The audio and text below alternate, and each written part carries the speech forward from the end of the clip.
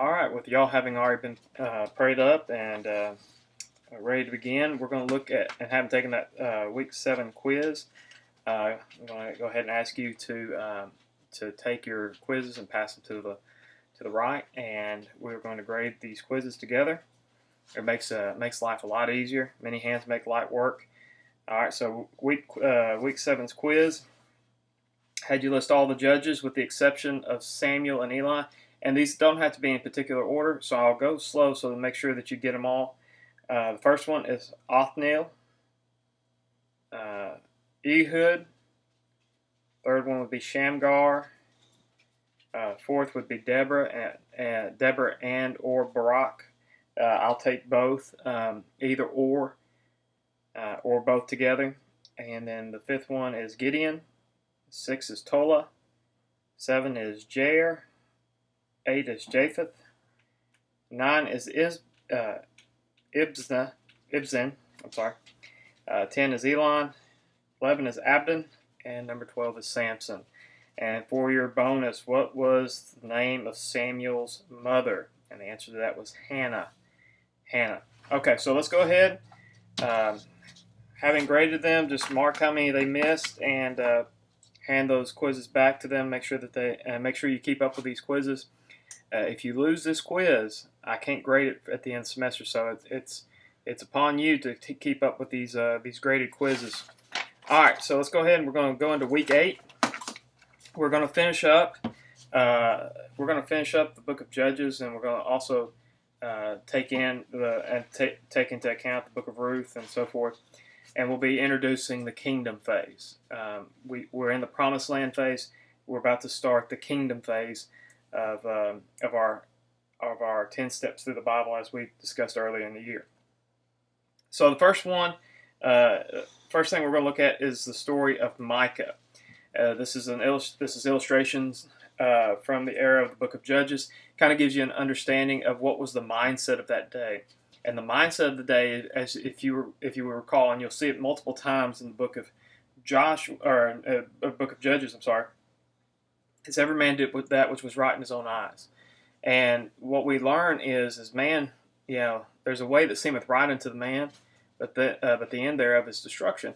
And what we're going to see is that they had a regard for God, but they were doing what was right in their own eyes. And you see multiple cases of not just deviant behavior, but dare I say sometimes somewhat satanic. And so we're going to look at the story of Micah. Micah stole his mother's gold, and he overheard his mom pronounce a curse on the thief. He became afraid, and he brings back the gold to his mother and said, "Behold, it was me. Here's the gold that I stole." And she says, "Well, it was my intent to give it to you anyway." So she gives him the gold, but then he makes an idol with that silver, and then he makes an ephod and a teraphim, and he consecrates one of his sons to be a priest. Now, this is dealing with this the spirit of expedience. He didn't want to have to go all the way to the tabernacle to worship and to offer sacrifices and so forth. So he made his own priesthood. He made his own ephod, his own teraphim. He was basically making religion very as the religion of convenience. Then there was a traveling Levite that was coming through, and he commissions him for 10 shekels and a shirt to minister to his family. But as the children of Israel are going about trying to conquer the land, the tribe of Dan comes by, and they sought an inheritance and came upon Micah's house, and they confiscated the idol. They took the ephod and the teraphim, and consequently they took the Levite. Levite was fun. It's kind of funny. He reminds me of ministers who go to the highest bidder. He said they asked him, "Would you want to just be a minister to one family, or would you want to be a minister to a whole tribe?" And he opted for the tribe. And then this one Micah and Micah overtakes the tribe of Dan, and he kind of bewails his grievance and that they stole these things from him and the Levite as well. And but they were strong. But this was basically a strong arm robbery. These men of war began to also threaten Micah and told him just leave it alone and go away. And so he had to leave it because it was one man against the whole tribe. And we know that Dan went up, took the city that later became known as the city of Dan, and that was the end of that. It's just one of those stories that's just tucked in there as a historical account of the day in which the judges lived in. Also, there was the story of the near destruction of the tribe of Benjamin. There was another Levite who went after his concubine that was unfaithful to him. He pursues her back to her father's house there in Bethlehem, of all places. He's detained by the father for multiple days to stay and to celebrate with them and so forth, but finally he says, no, it's time for us to be going, and he leaves and he stays in the city of Gibeah. And what was interesting is he had the choice. He had a choice of staying in a city of Israel, or he could stay in a Gentile city. And he opted, thinking that it would be a better place for him to stay if he opted for a city in Israel. But he was gravely mistaken. He stays with an old man who houses both him and his concubine, and this is very reminiscent of the city, or the destruction of Sodom and Gomorrah. The men of the city came out against him, desiring to sodomize the Levite, and the man took his concubine, and he in his valiant and noble of moments, he puts his wife or his concubine outside the door, and they have their way with her. And the next morning, she was dead, having been greatly abused. And so he cuts her up and sends the pieces of her body throughout all Israel, and all of Israel as one body came up against this city. Now, this speaks to a time when people were doing that which was right in their own eyes.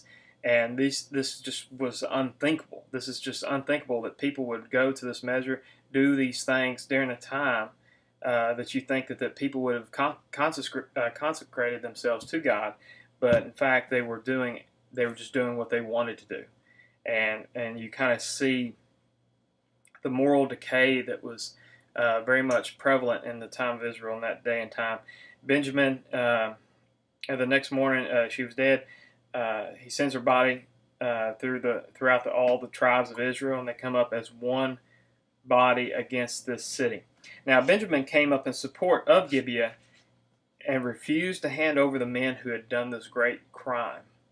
And Benjamin has sided with the people of that city, the men of that city, who were wanting to sodomize the Levite, but instead had their way with his concubine and left her for dead. And so what ends up happening is Israel kind of sets themselves to take and to fight against Benjamin, but Benjamin won the first two battles, and each time they were beseeching God, do we go up? And God says, you will go up. And each time they went up, they were destroyed before the tribe of Benjamin. But then the men of Israel Israel came up a third time and says, Lord, do we go up? And he says, you will go up and you will prevail. And so that's exactly what they did, is they prevailed. And there was only a few men that survived of the whole tribe. And they came to a point before all this happened, that the men of Israel swore never to give their daughters to the tribe of Benjamin to marry. And what kind of an interesting story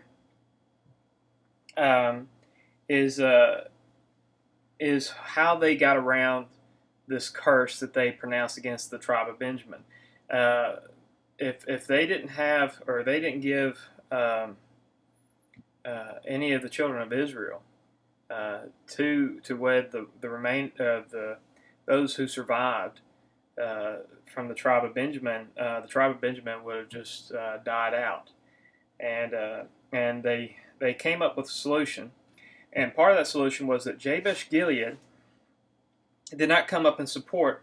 They did a roll call and see who did not show up for the battle, and Jabesh Gilead did not show up, and so they went up and they destroyed.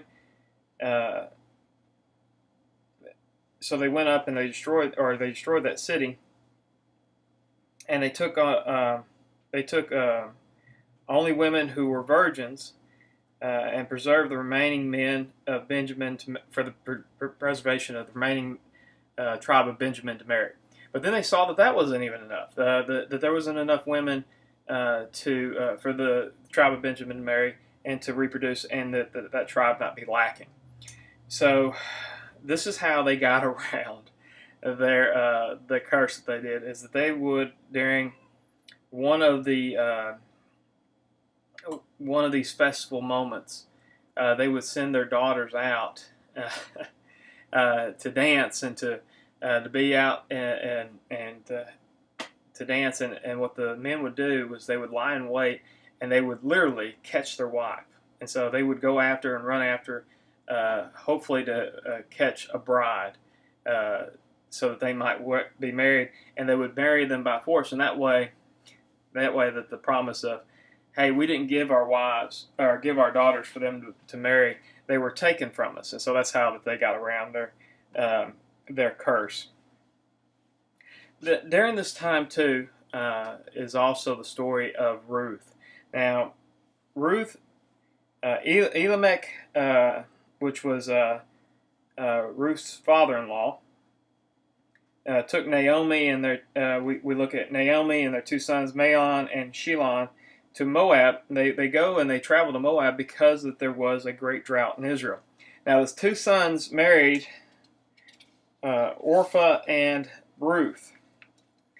But Elimelech dies, Mahlon dies, and Chilion dies, and that just leaves the women, Ruth, Naomi, and Orpah, and they're having this time where they weep together, and Orpah ends up leaving, but Ruth, it says that she clave unto Naomi, saying, and this is one of those passages of scriptures that sticks out in that book. She says, "Entreat me not to leave you, or to return from following after you. For whither you go, I will go, and where you lodge, I will lodge. Thy people shall be my people, and thy God my God. Where you diest, will I die, and there will I be buried. The Lord do so to me, and more also, if aught but death part me, or part thee and me." Now Naomi then returns to Israel with Ruth, and she is requesting that her name be changed. Naomi she wants her name to be changed to Mara, which means bitter, and she says she left full, and she had returned empty. And she also said, "The Almighty has afflicted me." Ruth then goes and gleans in the fields of Boaz, where she just so happened to light on a part of the field belonging to Boaz, which was a near of kin to Elimelech. Now, Boaz treats her with kindness, tells her to seek no other field, and he even instructs the men to let her glean among them, and to let fall also, it says, to let fall also some of the handfuls of purpose for her. That is, they were to drop and leave some behind on purpose for her. Now, she returns back with this great amount of food, and Naomi was asking, "Well, what field did you glean in that you got this much?" And she tells Naomi it was the field of Boaz, and Naomi, knowing that he's a near of kin, she starts planning a wedding, and she instructs her to approach Boaz to take on his part of the Kinsman Redeemer. Now, this Kinsman Redeemer was that Boaz would raise up a seed to inherit the part that her previous husband had not raised up a seed to inherit. And now Naomi is planning this wedding. She instructs Ruth to approach Boaz to take that part up as the Kinsman Redeemer. But as she approaches Boaz, there is one other man that is actually of a closer descent.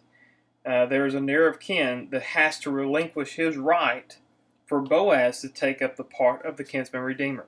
Now the other man relinquishes his right, and Boaz takes on being that kinsman redeemer. Now, as we know that later on, Naomi bore a son. I'm sorry. So Boaz takes up the role of the kinsman redeemer, and Boaz and Ruth have a son named Obed. Obed has a son named Jesse, and Jesse has a son named David. What's significant about this is Ruth is a Gentile, a Moabite no less, and she is in the lineage of Jesus Christ. So, nice little food for thought for there. But this puts a close to that time of the judges, of that time of the promised land, and we are entering in now to the kingdom stage. And this kingdom stage we start in with 1 Samuel. Now Samuel, he was a judge, but he was also a prophet. He was actually one of the first prophets in Israel. The birth of Samuel, Hannah is barren, and she pours out her heart to God. And she's there at that altar, and she is pouring out her heart out to God.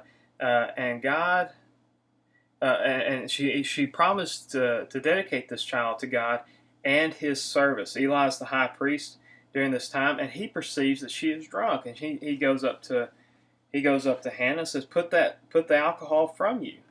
And there's a quick rebuttal. She says, "I'm not drunk.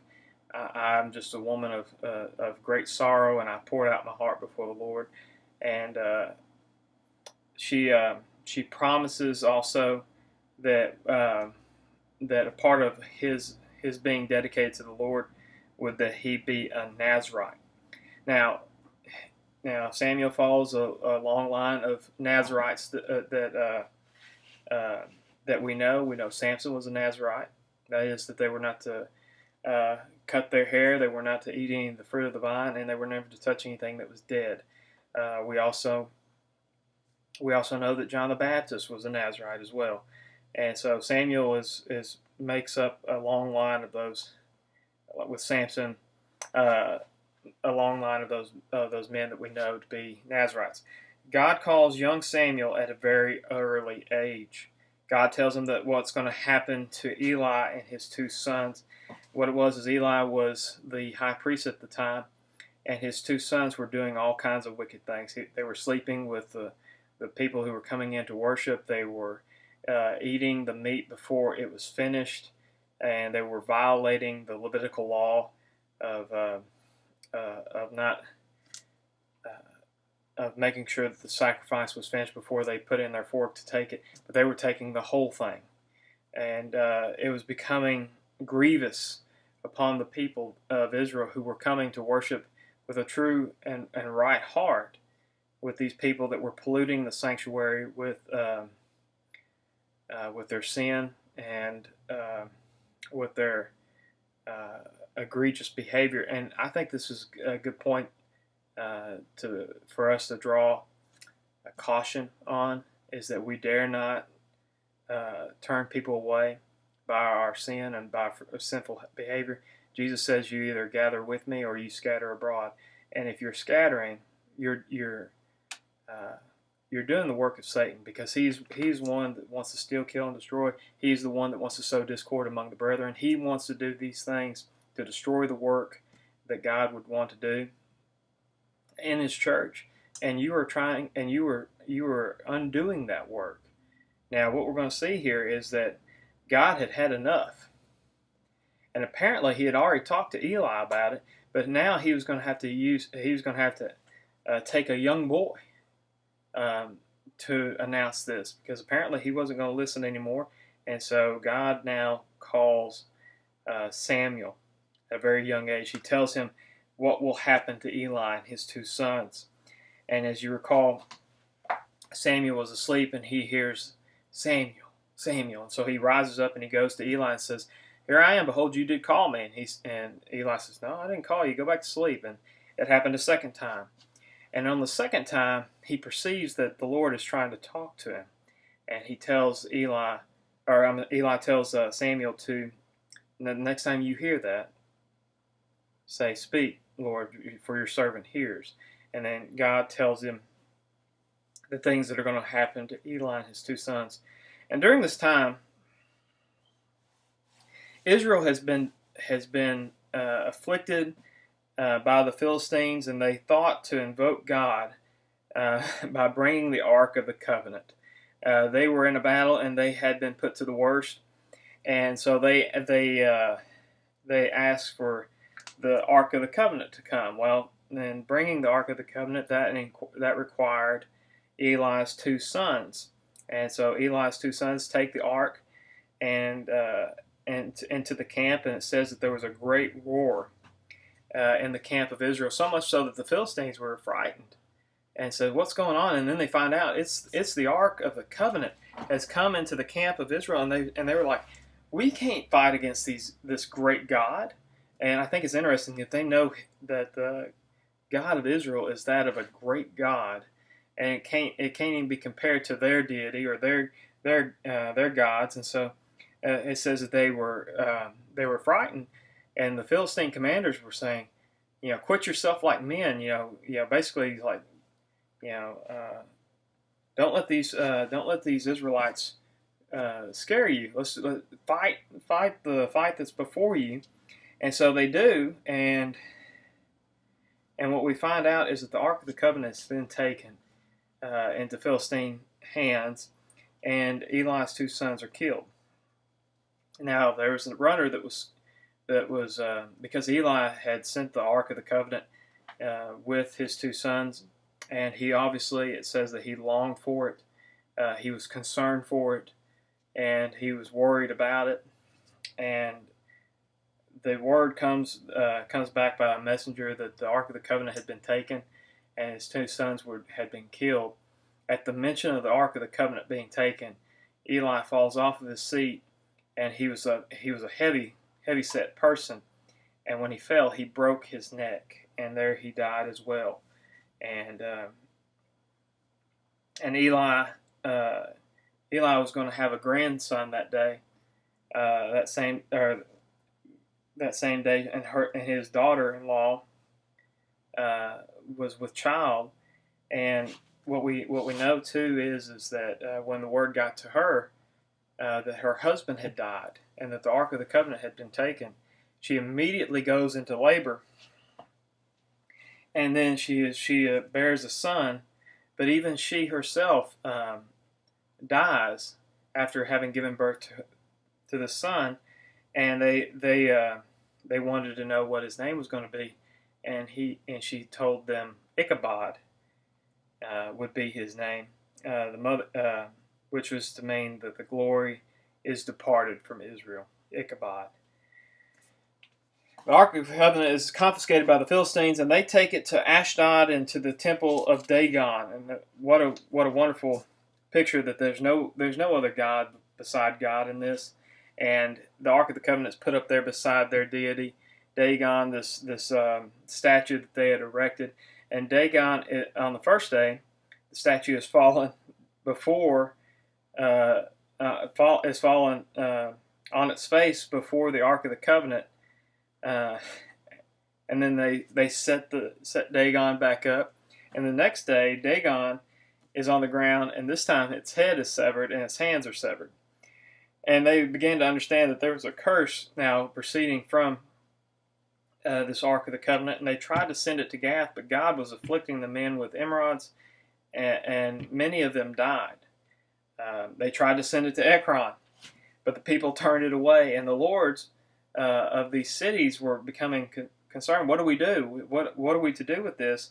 And so they were counseled to therefore make mice and gold emerods and place them in the ark, and they said, well, how will we know if this is of the Lord, or if this was just a freak accident, a freak thing that happened? And I said, well, this is what you'll do. So they get a new cart, and they put the Ark of the Covenant on the cart, and they get 2 cows that had just given birth to 2 other cows, and they said, shut those cows up and because the nature of those milk cows would have been to have gone after their little ones because they were needing milk, and so there was all these things that they had put into effect that would have caused these cattle to go anywhere but back to the house of Israel. And what they ended up doing is that once they set the cart on them, and they made a beeline back to Israel, and it makes its way back to Israel, and makes it to the place called Beth Shemesh, and there we see that God's judgment isn't finished, because the people there, they looked inside of the Ark of the Covenant, and 50,000 over 50,000 people died as a result of that, and then after that, because of the plague, it was then taken and put in the house of Abinadab, and there it remained for 20 years. And there Abinadab and all his kin or his children, so to speak, were commissioned into taking care of and ministering of the Ark of the Covenant. And it would stay there until David would bring it back up into Jerusalem. So the people of Israel took note of Samuel, and they noticed that his two sons were not walking rightly before the Lord, and they were grieved by him. And their children were nothing like their father, Samuel. And so the people began to look around at the nations around them and said, "We want a king. We want a king like the rest of the nations have." Now, this is where the children of God get into big trouble. When we decide that we want to look like the rest of the world and do what the rest of the world is doing, especially when we talk about the church, we are in grave danger. Because this was a rejection. This was not a cry for a king, but a rejection for God being their king. Samuel is the judge at that time, and Israel, he has his son set up to be judges, but they were corrupt. They were taking bribes. They were doing all the wrong things. And the people came to Samuel demanding, "We need a king." Now Samuel gives a warning. God tells him to warn the people. He says, "I'm going to give them a king, but I want you to make sure that they're warned ahead of time as to what is going to occur." And so the very first thing is that he would enlist your young men to fight his own wars. He would enslave them to tend to his grounds, and he would take their daughters and make them cooks and bakers. He's going to steal from your land. He's going to tax your profits at least 10%, and he's going to take your assets and make them his. Basically, they were crying out, "We want bigger government. We want more government. We want man's government." And isn't it interesting? There was no income tax up to this point. There was no any kind of governance other than them walking before the Lord. Of course, they did it wrong, and they did what was right in their own eyes. But you see that there was so much freedom to be had at the front end.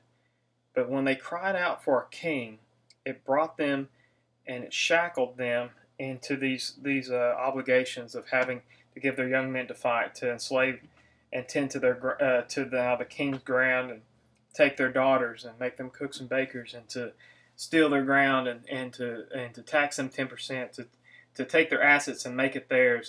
And God. The people says, "Nevertheless, we want a king. We want a king." And God tells Samuel, "Go and anoint Saul." And so Saul comes to him looking for the donkeys of his father that had gone missing. And Saul there, he is a physical stature that's hard to miss. He was head and shoulders taller than everyone else. He was a tall person. And Samuel calls all of Israel to Mizpah and to declare to them the king that God had chosen. And Saul is anointed king over Israel, but he does not take it to heart as of yet. He just goes back home, and everything goes like it was before. But then Nahash, the Ammonite, came to fight against Jabesh Gilead, whose conditions of peace was that they all had to cut out their right eye. And Jabesh Gilead requested, "Well, give us 7 days to see if there will be anyone to come up and answer." And what's interesting is Nahash says, "Okay," because he was confident no one was going to come and deliver them from them. And so And so Saul gets word that there's a cry for help from Jabesh Gilead, and he summons all of Israel to come right there. And as one man, they go and they fight, and God gets the victory. And the people were so zealous over Saul at that point in time. They said, "Who said that Saul should not reign over us? Bring them here, and let's kill him right here." And Saul here, he's marked by his humility. He says, let this alone. The Lord has done a great work in Israel today. Why would we stain it? Why would we pollute this day when God it's meant to be marked by a joyous occasion? And there Saul, God kind of solidifies the kingdom in Saul's hand, and there Samuel gives a farewell address as being the last judge over Israel.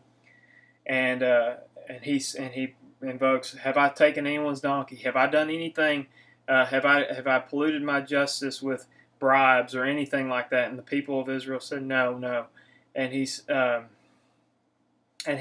that, and he asks for a sign. It says how that to say that God has been displeased with you for asking for a king.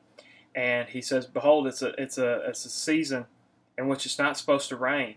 And then right then and there, a great thunderstorm comes up, and the people realize, we have sinned a great sin. And Samuel gives that final farewell address and says, "Saul's your king now." And so they follow after Saul.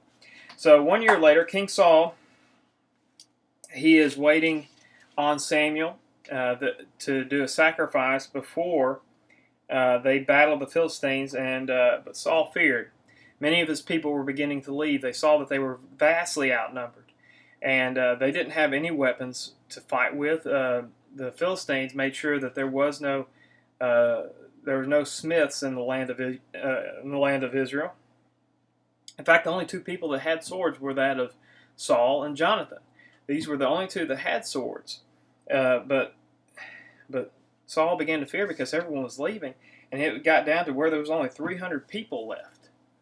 And he out of fear took the sacrifice, and there he sacrificed unto the Lord. The problem with that was that was not his place. He had encroached upon an office that was not his. Yes, he was king, but he was neither prophet nor priest, and only those two would be allowed to give that of a sacrifice, and he encroached upon an office that was not his. And right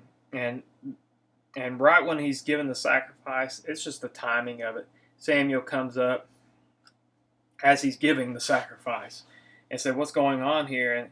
And he understands what happens, and then he pronounces over Saul, "The Lord has sought him a man after his own heart." And so this is the beginning of the tearing away of the kingdom from Saul. Now, Jonathan single-handedly that day, that day or the following day, he single-handedly delivers Israel. Saul makes a foolish vow that no one was to eat until they had been avenged. And if you recall the story, Jonathan's there with his armor bearer, and he says that the garrison for the Philistines is just right over there. And he says, "It's no small thing for the Lord to deliver by great or by few." And so he says, what we'll do is we'll put out a fleece of sorts. And he says, if they say, "Stay right there, and we'll come down to you to speak with you," he says, "then the Lord has not delivered them into our hands. But if they were to say, 'Hey, come up here and we'll show you something,' and he says, then we'll know that the Lord has delivered them into his hands." So Jonathan and his armor bearer go up there, and the Lord performed a great miracle that day, and bringing deliverance to Israel. and at Jonathan and the armor bearer, the Philistine army became in an uproar, and before long they were starting to flee. And so Saul is asking, bring here quickly the teraphim, the seraphim and teraphim, and the dice, or to seek out the counsel of God. And he asked, does the Lord want us to go up? But he quickly, because of the uproar, he sees the opportunity and he says, every man go after him. And so they go after him. But in that process, he makes that hasty vow. Says, anyone who eats anything, lest until I'm avenged of my enemy this day, the same shall die. And the Lord's provision was all there. The victory was of the Lord, and the provision was of the Lord. And you see that they came upon a field, and it was just full of honey. All these different hives of honey were just lying around. That would have given them the strength that they need to have inflicted a great damage or great work in delivering the nation of Israel to that day. But no man dared do it. But Jonathan, who didn't know about the vow, went ahead and ate, and the people around them saw what had happened. Around him saw what would happen, and he says, you weren't supposed to do that. Your father made a vow saying that no one should eat until he's avenged of his enemy. And Jonathan says, my father was foolish in this. How much more could a greater victory have been won had we just taken up this honey that was here? And so, as you recall, Saul figures out someone has sinned, and he has the lot cast between him and the rest of the people and Jonathan. And Jonathan was taken in that, and Jonathan's, what an amazing part of his character here. He says, behold, I must die.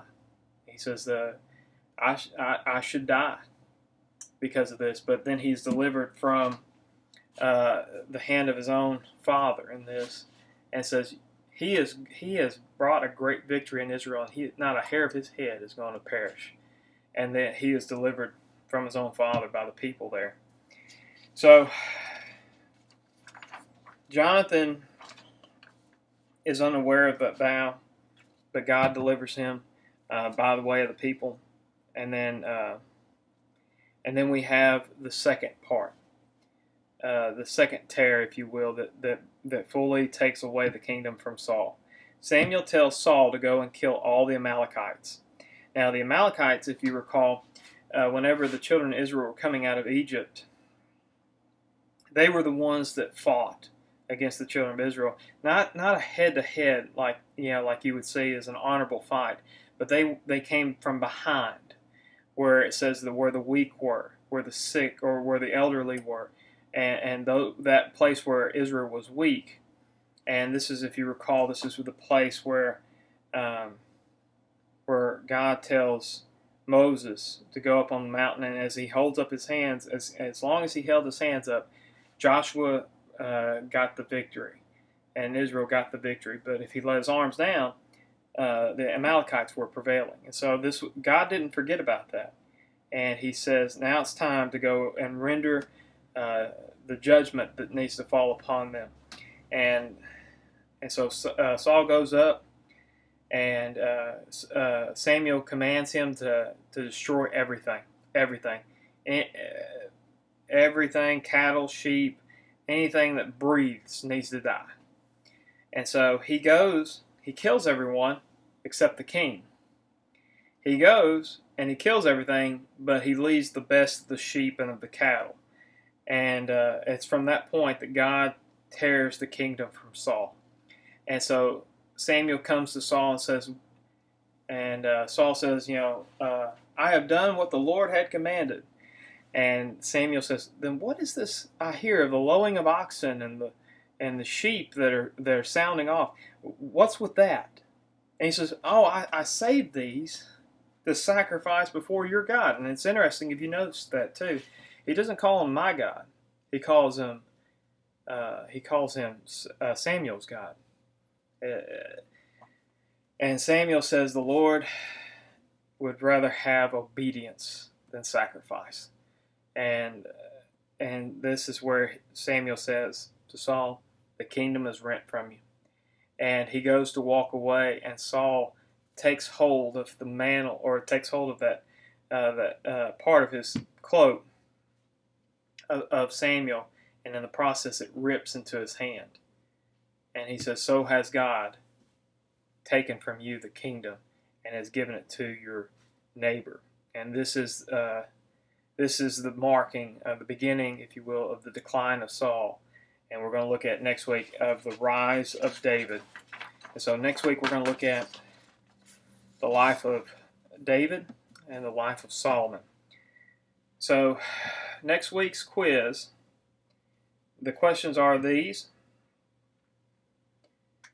What did Naomi attempt to change her name to? And if you were paying attention to this lesson, you should come up with this pretty easily. What did Naomi attempt to change her name to? And what was the name of the man who took up the part of the Kinsman Redeemer for Ruth? All right, so that is your quiz for next week. And Lord willing, we'll see you again next week. And I'm going to go ahead and give you the questions for your midterm so that you can be studying, because it's going to take a good deal of studying. And because it's pretty heavily weighted, I would encourage you to do due diligence and study. We have, as part of your final, you have to name in order all of the 39 books of the Old Testament. All right. You need to, in order, you need to be able to list in order what was created on each day of the creation week. So, for example, day 1 was light. Day 2 was the upper and the lower waters, that firmament. Day 3 was the plants. Day 4 was sun, moon, and stars. 5 was birds and marine life. 6 was land animals, and then also in that day was man. You need to be able to list in order the 10 plagues of Egypt. You need to be able to say, or be able to recite Genesis 3:15. And using the King James, you need to be able to recite word for word Genesis 3:15, because we said this is the cornerstone for what makes up the whole rest of the Bible. The seed of the woman that was promised, that is the first gospel there given. And you need to put that word for word down on a piece of paper and write it out. Also, you need to list in order the 10 Commandments. And with that, you will have your midterm. And in 2 weeks' time, in 2 weeks' time, week 10. And I will remind you of this quiz for next week. And I'll tell you in case one of you missed this week what's going to be on this quiz on this midterm. And so with that, I'll see you guys next week.